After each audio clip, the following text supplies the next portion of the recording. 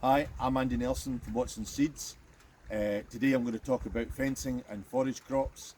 While forage crops and outwintering livestock is not a new idea, there are a lot of people who are fairly new to the concept, and the biggest question I get asked is about fencing.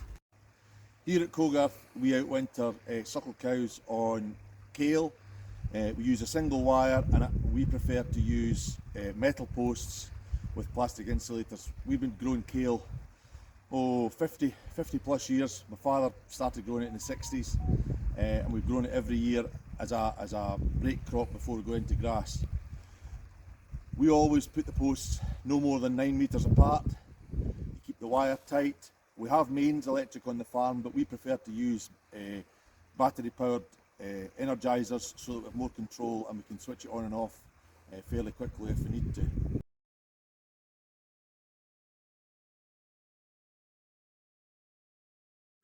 So when I'm moving the fence, I move it every day.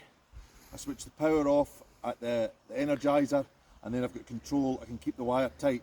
So when you're moving the fence, always keep it tight. And what we do is we've got a reel at both ends so that we can take up any slack by the time we get to the far end of the feed fence, so that there's no risk of any slack that cows can push through, because once they've been through once, they'll try again. So you always need to keep the power in the fence. I switch it off just to move it, and then it's straight back on, and we take up all the slack. And depending on how big your face is will depend on how far you need to move. Sometimes you have problems with the crop growing too high, so what we do is we'll maybe run down it with the ATV ones so that there's no stems touching the wire. Stop there.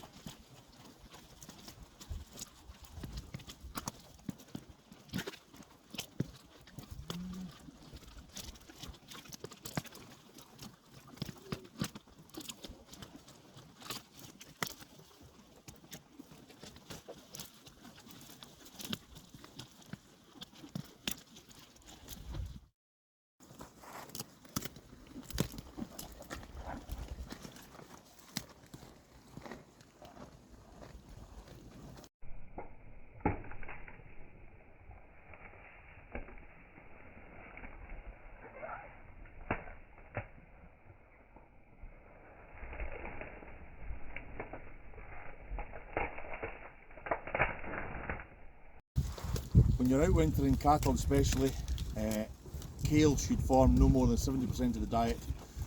So we feed them straw, hay or silage, and depending on how long you want the crop to last, probably you can give them more silage. This year I'm giving them hay, and hopefully that will extend the grazing period right through to calving, so that these cattle don't need to come back in before calving.